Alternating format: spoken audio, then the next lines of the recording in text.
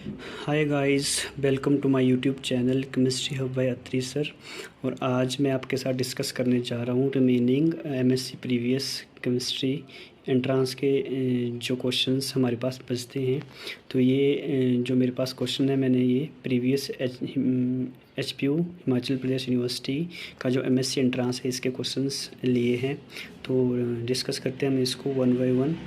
तो first question है इसमें जो आज मैं डिस्कस करने जा रहा हूँ, how many kinds of space lattice are possible in a crystal. ठीक है, तो ये आपका सॉलिड स्टेट चैप्टर से है। 14 होता है, ये 14 सेगमेंट सेल हम पढ़ते हैं वहाँ पे। ठीक है, तो इसका जो आंसर होगा 15 का वो होगा 14।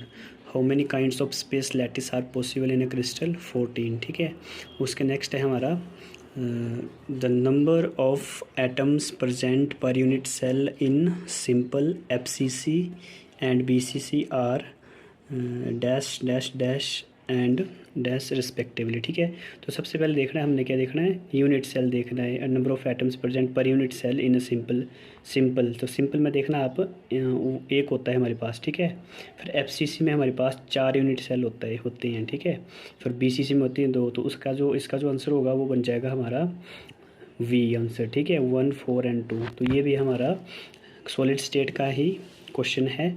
उसके नेक्स्ट है हमारा IF5। ठीक है, तो iodine pentafluoride complex has the hybridization. ठीक है, तो इसमें हाइब्रिडाइजेशन पूछी इन्होंने। तो इसकी जो हाइब्रिडाइजेशन होती है ये ऑक्टाहेड्रल कॉम्प्लेक्स होता है। ऑक्टाहेड्रल तो नहीं बोलेंगे इसको, लेकिन इसकी जो हाइब्रिडाइजेशन होगी वो होगी sp3d2। ठीक है, उसके नेक्स्ट है हमारा according to valence bond theory. ठीक है, द कोऑर्डिनेशन कॉम्प्लेक्स दिया है हमारे पास हेक्सा एक्वा कॉपर। ठीक है, जो भी है 2 has one unpaired electron out of following statement दो choose the answer containing a set of true correct statement only. ठीक है, देखो हमारे पास कुछ स्टेटमेंट्स दे रखी हैं और एक कोऑर्डिनेशन कॉम्प्लेक्स दिया है हमारे पास। ठीक है, और इसमें ये भी बता रहा है कि एक इसमें अनपेड इलेक्ट्रॉन है। तो एक अनपेड इलेक्ट्रॉन है और हमें पूछा गया है कि ये नीचे स्टेटमेंट दी है, तो इसमें देखना हमने कि ट्रू कौन सी। तो फर्स्ट है तो कॉम्प्लेक्स इज ऑक्टाहेड्रल। तो हाँ बिल्कुल सही, क्योंकि 6 लिगेंड्स लगे हैं यहाँ पे। वाटर जो भी है वाटर एज ए लिगेंड यहाँ पर एक्ट कर रहा है, तो 6 ऑक्टाहेड्रल तो है, ये बिल्कुल सही। तो कोऑर्डिनेशन नंबर इज 6, ये भी सही है। कोऑर्डिनेशन नंबर 6 इसका। The hybridization is D2sp3। ठीक है, चलो इसको हम बाद में देखेंगे, फिलहाल देखते हैं। द कॉम्प्लेक्स इज डायामैग्नेटिक, ये गलत आ गया हमारे पास। ये जो है द कॉम्प्लेक्स इज डायामैग्नेटिक, क्योंकि यहाँ पे इन्होंने बोल रखा हुआ है इसमें एक अनपेड इलेक्ट्रॉन है। ठीक है, the complex this has one unpaired electron. तो जहाँ पे भी अनपेड इलेक्ट्रॉन होते हैं वो पैरामैग्नेटिक होते हैं, ये डायमैग्नेटिक नहीं होगा। तो ये गलत, जो स्टेटमेंट हमारी 4th है यहाँ पे ये गलत हो जाती है। ठीक है, जो स्टेटमेंट 4th है हमारी ये गलत है यहाँ पे। तो इसका मतलब, तो इसमें देखो आप ऑप्शन में जहाँ पे भी 4 आएगा उसको आप एलिमिनेट करोगे। तो ऑप्शन फर्स्ट में तो नहीं है 4। ठीक है, सेकंड में करेक्टेड नहीं ना, हमने सेट हाँ करेक्टिव बोला इसने। सेकंड में 4th है, मतलब ये गलत है सेकंड वाला। सी में फिर से 4th है, ये भी गलत आ गया। डी में फिर से 4th, ये भी गलत आ गया। तो इसका जो ऑप्शन होगा वो ए रहेगा। क्यों रहेगा, क्योंकि देखो आपको बाकी, अगर आपको बाकी नहीं पता है तो आपको यहाँ से ये देखो ऐसे भी मतलब एलिमिनेट कर सकते हो आप आंसर्स को। कि इसमें पूछा था कि जो 4th स्टेटमेंट थी द कॉम्प्लेक्स इज डायामैग्नेटिक, ये डायामैग्नेटिक नहीं होता है। जब भी यहाँ पे क्लियरली बोला स्टेटमेंट में कि एक अनपेड इलेक्ट्रॉन है, तो जब भी अनपेड इलेक्ट्रॉन होता है तो वो पैरामैग्नेटिक होता है। ठीक है, तो इसका आंसर आएगा हमारा ए। तो उसके नेक्स्ट है मेरे पास how many unpaired electrons are present in a strong field iron 2 octahedral complex as per crystal field theory. ठीक है, तो जब भी स्ट्रॉन्ग फील्ड कॉम्प्लेक्स होता है तो उसमें क्या होता है कि पेयरिंग पॉसिबल होती है। ठीक है, तो इस केस में 0 अनपेड इलेक्ट्रॉन आएंगे आपके, 0 ऑप्शन होगा, ऑप्शन सी। उसके नेक्स्ट है the number of anti bonding electron in NO and CO according to molecular orbital theory. तो इसका आएगा 1, 0, आप ये चेक कर सकते हो मोलिकुलर ऑर्बिटल थ्योरी। हमारा the number of lone pairs of electrons on xenon atom, तो जियोनोन डाइफ्लोराइड। ठीक है, टेट्राफ्लोराइड एंड हेक्साफ्लोराइड। ठीक है, इसमें देखने की नंबर ऑफ अनपेड इलेक्ट्रॉन।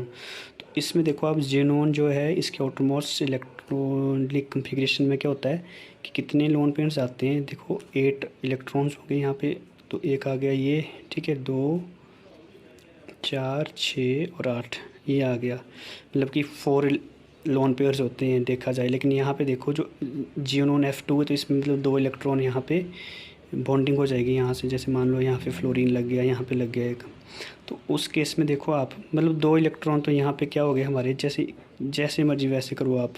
तो उसमें देखो हमारे जो लोन पेयर होंगे हमारे पास 1 2 3 ही बचेंगे, मतलब 1 2 3 बचेगा यहाँ से, ठीक है।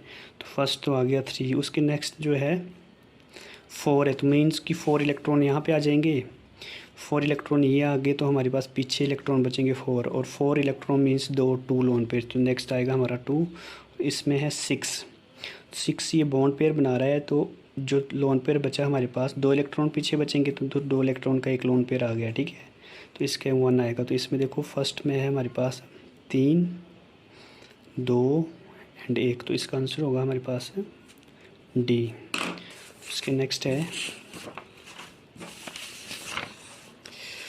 The correct order of increasing oxidizing power, ठीक है। तो सबसे ज़्यादा ऑक्सीडाइजिंग पावर किसकी है, ये बोल रहा है, इंक्रीजिंग ऑर्डर में बोल रहे हैं, ठीक है। तो जिसकी सबसे कम होगी, देखो ये ऑप्शन इसका आएगा, सबसे ज़्यादा ऑक्सीडाइजिंग पावर होती है फ्लोरीन की होगी, जो मीन ज़्यादा इलेक्ट्रोनेगेटिव है तो ये ऑक्सीडाइज कर देती है इजली। तो इसका सबसे फर्स्ट आएगा हमारे पास, सबसे फर्स्ट आएगा इंक्रीजिंग ऑर्डर को बोला हुआ है, तो मतलब मीन सबसे कम जो ऑक्सीडाइजिंग पावर उसको पहले लिखेंगे हम। तो इसका आएगा हमारा option C, iodine, bromine, chlorine and fluorine, ठीक है। ये आगे इंक्रीजिंग ऑर्डर इसका, तो इसका ऑप्शन सी होगा। उसके नेक्स्ट है हमारा which of the following acid has oxygen oxygen bond, किस में होता है, ठीक है, ऑक्सीजन ऑक्सीजन के बीच में बॉन्ड। तो ये हमारा डी आएगा, इसको चेक कर लेना आप, जब इसके इनके स्ट्रक्चर्स आप ड्रॉ करोगे तो इसमें हमारे ऑक्सीजन ऑक्सीजन जैसे पर ऑक्साइड का एक बॉन्ड आ जाता है ऑक्सीजन ऑक्सीजन के बीच में। उसके नेक्स्ट है हमारा OF2 number of bond pairs and loan pairs of electrons our respective. इसको इसमें लोन पेयर और बॉन्ड पेयर देखें, तो बॉन्ड पेयर तो क्लियरली आपको नज़र आ रहे हैं कि 2 फ्लोरीन है तो 2 बॉन्ड पेयर आगे, और इसके 6 होते हैं ऑटोमोस्ट इलेक्ट्रॉन्स, जितने भी होंगे इसके 6 होंगे, 6 में से 2 तो यहाँ पे यूज़ हो गए हमारे फ्लोरीन के साथ। देखो इसको अच्छे से देखना पड़ेगा, ये आ गया हमारा ऑक्सीजन, ठीक है। मान लो ये एक फ्लोरीन आ गया, एक यहाँ पे लगा दो एक और फ्लोरीन, तो इसमें देखो 6 होंगे इसके इलेक्ट्रॉन ऑटोमोस्ट, तो 2 ही आगे 2 ही आगे, ठीक है। तो देखो 2 लोन पेयर ये आगे, मतलब एक लोन पेयर ये वाला एक ये वाला, ठीक है। तो यहाँ पे भी होंगे 1 2 3 7 होती है इसकी जो ऑर्डर इलेक्ट्रॉनिक कॉन्फ़िगरेशन। तो एक तो बॉन्ड बन रहा है यहाँ पे, तो 1 2 3 3 ये, ठीक है। यहाँ पे भी 3 ही होंगे, 1 1 2 एंड 3, ठीक है।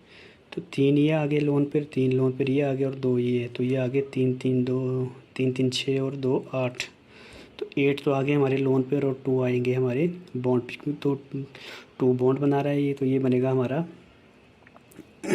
ऑप्शन सी, ठीक है। उसके नेक्स्ट है हमारा the maximum number of 90 angles 90 degree angles between bond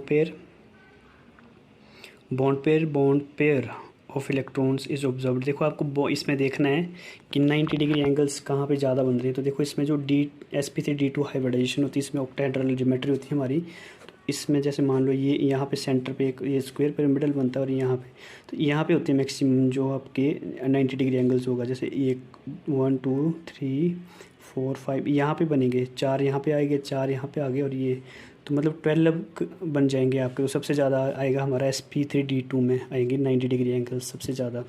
उसके नेक्स्ट है हमारा which of the following will liberate bromine when heated with a solution of potassium bromide, ठीक है। तो पोटासियम ब्रोमाइड, तो जो ज़्यादा यहाँ पे ऑक्सीडाइजिंग पावर जिसकी ज़्यादा होगी वो इसको ऑक्सीडाइज कर देगा ब्रोमीन को, ठीक है, रिड्यूस और खुद रिड्यूस हो जाएगा। तो इसका मतलब होगा कि यहाँ पे आएगा हमारा फ्लोरीन ही आएगा, क्योंकि फ्लोरीन होता है सबसे ज़्यादा। उसके नेक्स्ट है हमारा in clathrate compound formed by beta quinol molecule the cage is formed by hydrogen bonding between dash molecule of it. देखो ये क्यूनोल में तो देखो 3 ये क्यूनोल के मॉलिक्यूल होंगे और उनके बीच में हाइड्रोजन बॉन्डिंग होती है।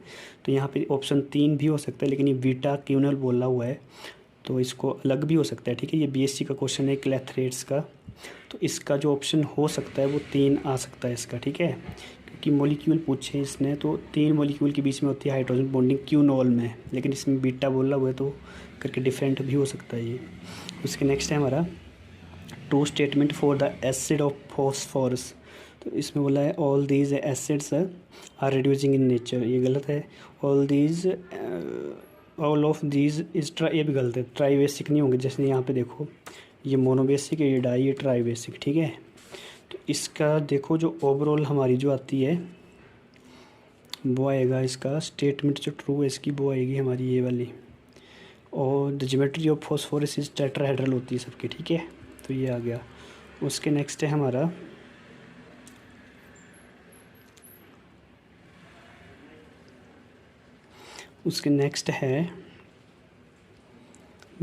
विच of the most stable lowest in energy state for an atom with the ground state configuration. ठीक है, तो ये आपको चेक करना पड़ेगा कॉन्फ़िगरेशन, जैसे ये मोलिक्यूल सिंबल्स होते हैं हमारे, वहाँ से क्वेश्चन है ये कि आपको चेक करना है कि स्टेबल ग्राउंड स्टेट कौन सी इसमें से। ठीक है, तो उसके नेक्स्ट इसको देखना पड़ेगा, उसको चेक कर लेना आप, क्योंकि टाइम काफ़ी लगता है इसको चेक करने के लिए। उसके नेक्स्ट है हमारा the ligand system present in vitamin B12। ठीक है, तो इसको बोलेंगे हम, जो विटामिन B12 होती है उस रिंग का नाम होता है हमारा ये जो कोरिन है। ठीक है, कोरिन बोलते हैं हम इसको, और कोबाल्ट होता है हमारा सेंट्रल जो है मेटल एटम होती है उसमें।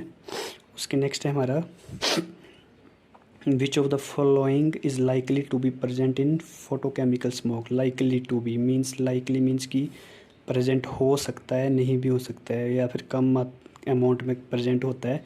देखो जो क्लोरोफ्लोरोकार्बन है ये तो प्रेजेंट होती ही है फोटोकेमिकल स्मोक में, स्मोक भी होती है और फोटोकेमिकल ऑक्सीडेंट्स भी होते हैं। तो इसमें जो सल्फर डाइऑक्साइड है ये हो सकती है, नहीं भी हो सकती। ठीक है, तो इसका ऑप्शन होगा वो ए। ठीक है, so this is the end of this lecture. अगर आपको वीडियो अच्छी लगे तो ज़्यादा से ज़्यादा शेयर कीजिए और कमेंट